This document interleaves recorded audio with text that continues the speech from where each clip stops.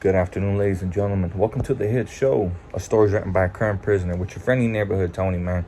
We're about to dive into one hell of a segment, man. This is one unique segment right here, man. We're talking about the violent boys out there in the Sun Valley area, man. How they caught the Greenlight, man. It is such a fascinating tale, man. You know, man, on top of that, man, I just want to go ahead and give a little advice, to my younger friends out there that are watching, man. The ones that are, fresh out of high school that don't know much about credit.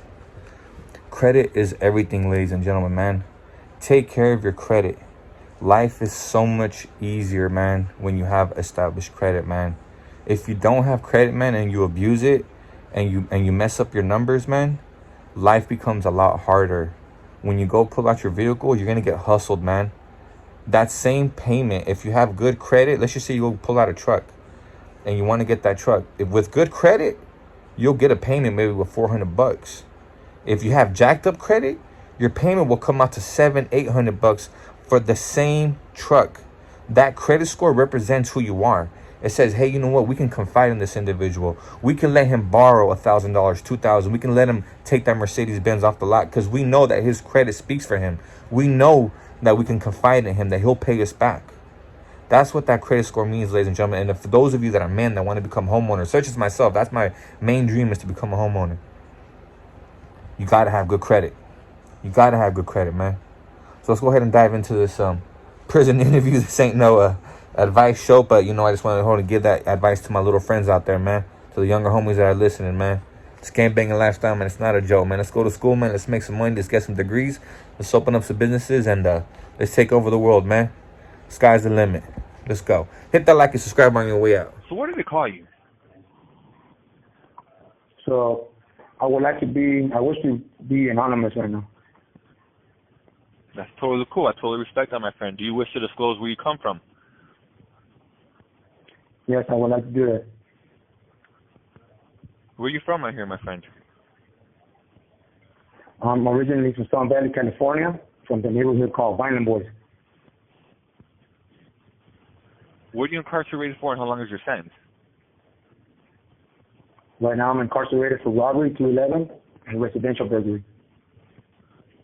Well, I just hope that everyone can grasp what I'm going to express that transpired in my life, and take it and see my history, and see if I'm a mile away and get something from it and change their lifestyle. All right, my friend. First and foremost, I'd like to go ahead and thank you, man, for taking the time and actually doing this interview on this show. Of course, man, we've all heard of the notorious, man, Violent Boys, man. Everybody's heard that name, of course, in the Los Angeles area, man. But in your own words, man, can you kind of paint the picture of where you're coming from, man? What kind of barrios and how many different barrios are in that area where you come from? Well, in my area, you got to understand the valley's pretty big. So just around us, there's like, I would say you got Burbank next to us, you got North Hollywood, you got North Hollywood locals, you got Pacoima, you got San Fernando, you got Tunerville, you got Pacoima Non-Boys. This call and your telephone number will be monitored and recorded. You got Barrio Van Nuys, you got Van Owen, Columbus, Langdon, NS, so on and so forth. You got Grumpy Winos, you got Sun Valley Diablos, you got Northside 18. Yeah, I see a lot of people, man, don't understand, man, just how literally infested it is with gangs, man. And not only that, it's literally every few blocks that you cross, man, that literally you're jumping into a whole different neighborhood, a warring neighborhood. Mm-hmm. Yeah, that is correct. No, what? No, I said, yeah, you're right. So can you tell me, my friend, do you remember the age that you actually became part of the neighborhood? And looking back in retrospect, reflecting now, why do you think it is that you gravitated towards the gangs? Well, it starts off with when I was young, we lived in some valley right there off the San Fernando Road in Olinda Street. So growing up, I didn't get that most love from my parents, my dad, my mom, nothing like that. So what people do in certain situations like that when we're young, we go out and look for love somewhere else. So when we go somewhere else, we interact with people, we go forward with somebody else, and not knowing that individual belongs to something, and then you just get guided in. The attraction is there at the beginning, but then that's going to be your family. Like when you're part of a group, organization, neighborhood, gang, tribe, you can use lo que sea. So you show them love and provide and assist, support, todo eso that their parents never gave them. And when you lack on that, and you need your own homies, your enemies, then it's the same way as you shipped off from your parents' house because they didn't show you the love and you got it somewhere else. And the same thing with the neighborhood. They would break off of us to go somewhere else and look for it somewhere else. So some of my homies, hey, they could have been going to Hollywood, they could have been to Queen, things like that, se van para allá, otro neighborhood, and they come up because se van para allá, they show them love, everything. They say, this is where I'm going to stay. This is where I'm going to build my territory. This is where I'm going to be from. Fuck them dudes over there. So ellos los agarran and they build up the rank, they're trying to get their stripes with that neighborhood. Pero at the same time, they already know where we live at, what's our conduct, what's our protocol, policies, rules and regulations, lo que sea from the neighborhood. So, ellos lo que usan is they use them to get into our neighborhood to come get us. We get shot and we're over there looking for them guys. So, like I was telling you, there's this doctor, Droopy from Tacoma Flats. He ended up getting one of the homies from the neighborhood and took him over to Tacoma, laced him up, hooked him up, everything. So he fell with it and he said, so he ended up going to Sun Valley Diablos. That's another little neighborhood that Bynum boys don't get along with because there is in Sun Valley. In Sun Valley, we're so territorial, okay, there's only going to be one gang, and that's Bynum. That's it.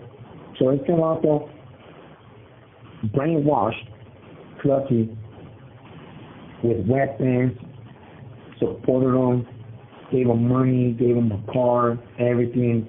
And Trippy from Tacoma Flats used to run the whole valley back then in the light blue Monte Carlo, and he used Clutchy from Diablos to go over to my neighborhood and kill my homeboy Little Clever. So now my homeboy Little Clever died. And that was one of the homies that was being loved by the neighborhood and everything. So that's another way of getting back at us when we go towards a different neighborhood like that. And that's how our war starts. And then we go the extra mile where we go with an AK, and we shoot up a place, shoot up a house, and we see somebody from Tacoma. It didn't matter whether they were with their sister, their mom, civilians around, they get shot at. So then when that happens, then you hit other people. They're not supposed to be hit. So then we get put on Greenlight, and that's another thing that we got to deal with. But that's pretty much an idea of lo que te estoy explicando. This call and your telephone number will be monitored and recorded. You just said that you guys caught a neighborhood Greenlight? No, we had gotten a Greenlight before for that. And we got it for so many years too. Can you talk about the whole situation? I've heard about it, but I've never had really someone explain to me how that whole thing issued out. Yeah, because back then we used to just, like you said earlier, that surprised me that you said that because that's what it says on top of the board of task force and things like that. They got us labeled as the most notorious gang in the valley. So it kind of shocked me when you say notorious when you started off in my neighborhood. Pero yeah, well, también antes atrás, there was this homie convict. The homie convict que you know, he did some things, tumbó, robó. Basically, le robó a the wrong person, and being a carnal, Chico from Hazard, we got put on Greenlight. We needed to pay that money back, or the MA had a policy where either we pay, or either we take convict out, or we be doing hits like murders, things like that, for the MA to recover that Greenlight. But yeah, that was one of the things that put us on a Greenlight for many years. That's why we had our own module in the county. We were right there with Lowell, Opal Street, Oyo Maravilla, MS, Harpies. We had our own module because we couldn't be in the general population because, you know, consequences would happen, like, well, we get stabbed, we get jumped on a constant daily basis. Pero see, you know? Does the name Teddy Lopez mean anything to you?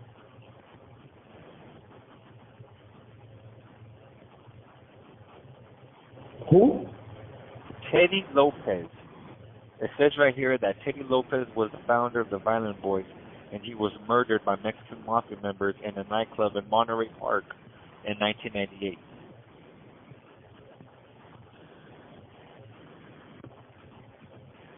Oh, I'm not sure about the real name, pero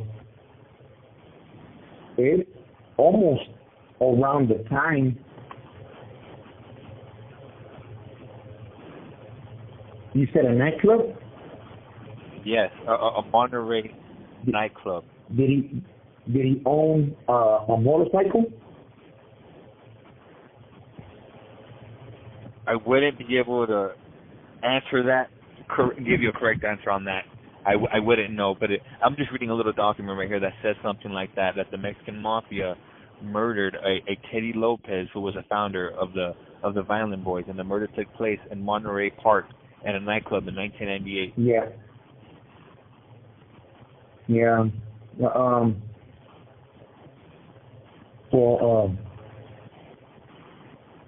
Yeah, I think it's about around the same time where when he got killed, then the green light came off. So it had to be around the same time, but in '98 I was in Jalisco, so I couldn't. How did this neighborhood green light end up getting resolved? From what you heard. Well, after the homie convicts and violent boys got taken out, and like it was like the end of '99, beginning of 2000s, the green light was off. And not just that, but when I was in prison with one of my friends, he's from Eastside 18. They call him Güero Caballo. I had asked him if he could help me get the green light off of my barrio, and he said he would look into it and talk to the rest of the fellas right there. And maybe that could have been a push because I was already in the middle of ranking my spot and doing my activities to become a sureño, a soldado, and then so on and so forth, and become, part of the enemy. Was Güero Caballo the first member that you encountered?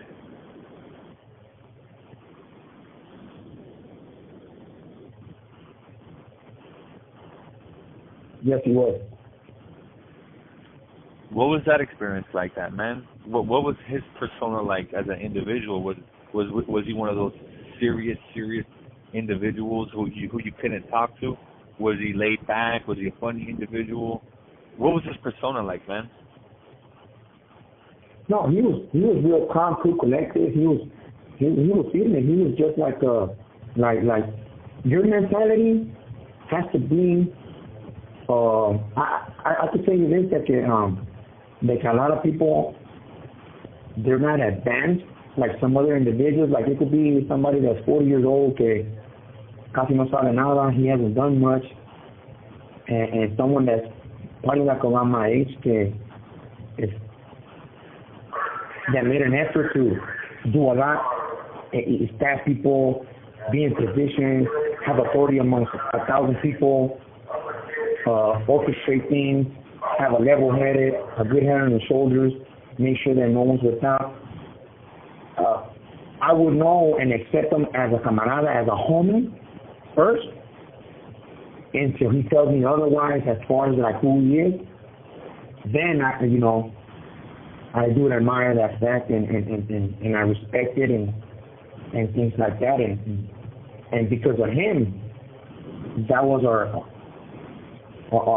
platform, that was our space, our yard, the floor, because they laid it out for us, But he was seeing, man. I was talking to him. It was funny because when he first got there, I told him I had to hold back right there, and I asked him for his paperwork, and then I laid it out to him. These are the reglas. This is what time we wake up at 4 o'clock, blah blah blah, and so on and so forth. But once we started fishing, he me mandó su locker porter. It said right there, message. You have 60 seconds remaining. So I didn't think nothing of it but to show him his respect, what he had coming and stuff like that as a homie. People like that, as far as him, personally, like, he's real firme. He accepts you, he talks to you, he's ruthless in his ways because that's something that you have to utilize. You take with you to the grave. I understand that, but for the most part, he treated everybody respectful. He was firme. He's likable. He's a very powerful man. He's one of the powerful ones. But yeah, it was a good little experience. ¿Por qué? It seems like we're running out of time. Can you tell me more about that individual, convict? More about him? Yeah, tell me about him. How did you actually get to know him? Did you actually get to meet him? What was his persona like? And basically, did he have keys to the whole neighborhood? Yeah, but see, he was like, he wouldn't come forward and meet you personally. Like, they call me for yard, but I'm not gonna go. I'm gonna be right here with you. You hear me? Yeah.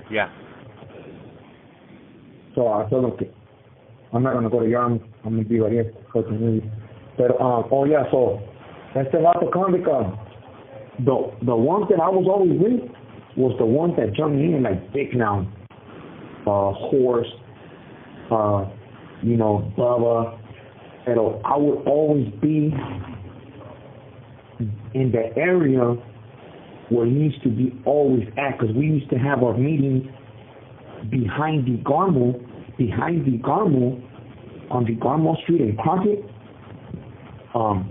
There's a little hidden park behind the alley where it has a Virgin Mary, and no one goes there but the neighborhood, and that's where we always had our meetings. And to meet convict, since convict was always out and about, well, we would always hang around with the overall and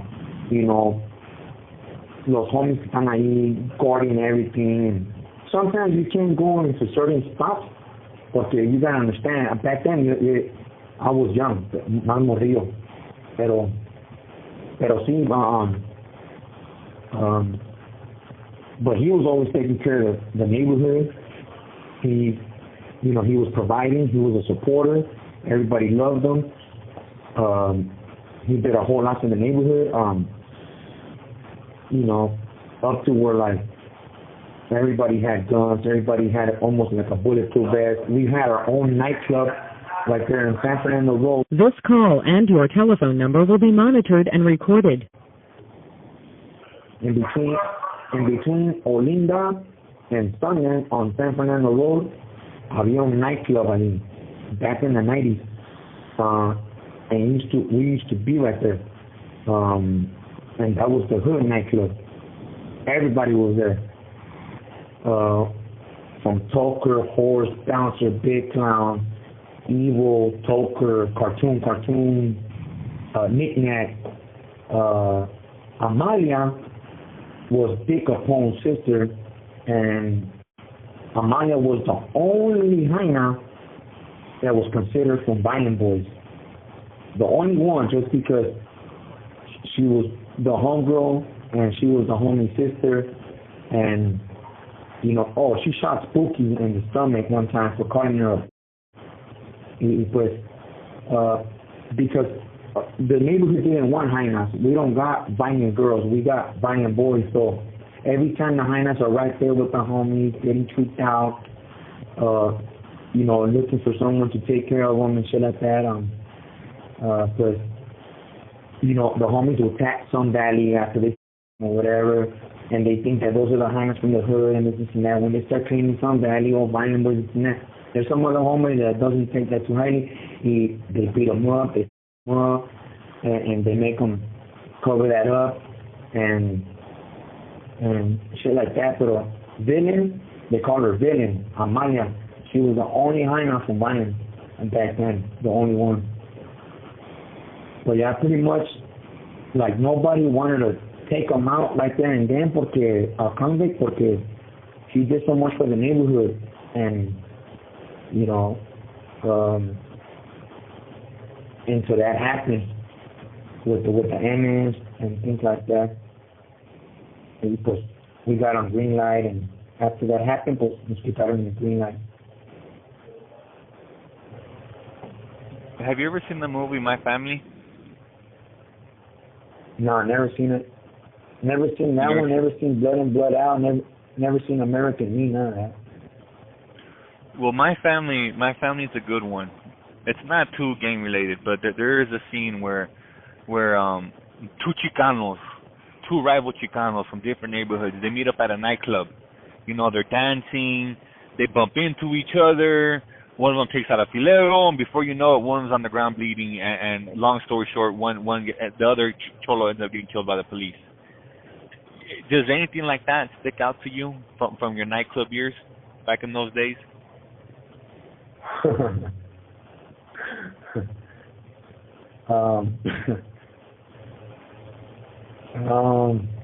No, because you know as well as I know que security is number one, ¿verdad? So at the nightclub there was nothing but my homies. They owned that nightclub, so the whole barrio was on that nightclub. Me being right there, it was only 3 youngsters back then from the neighborhood, and that was me, Nino, and Little Boy. The only 3 little ones. So we have to put in our work because we're hanging around with some OG homies, and we have to show our loyalty and what we're about. So we're out there just guarding the nightclub with a few homies here and there, because San Fernando Road runs down to Penrose, and from Penrose you end up going to Pacoima territory, and they could easily come and pass by because they know where we're at and shoot at us. So we have to defend the nightclub. We have to make sure security is perfect, and whoever comes shooting, we're gonna dump at them back. But as far as that, Ahura killing somebody with a filero, or the one that got into with the guy with the filero, no, but it was something like that también que pasó where there was a cop, a Burbank cop that killed my homie, and the other homie ended up killing the other cop, or that cop, but he got busted though. And this all happened in the nightclub? No. In the nightclub, that's what I just told you right there, que lo que pasó, lo que pasa, because it was a nightclub. Oh, you know what? Maybe in El Corona over there by Lancashire and Victory. There's a spot, little nightclub called El Corona or Casa Corona, like on Lancashire and Victory. And there's people from all over right there. Pero as far as getting into with a filero, someone dying and then someone getting killed like that,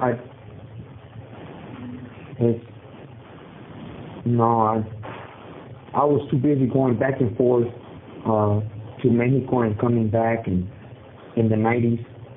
But yeah, starting like the beginning of 2000, 99, 2000 es cuando yo ya estaba doing a lot of time. 4 years, 3 years, 4 years, a year, 2 years, 4 years, and now 11.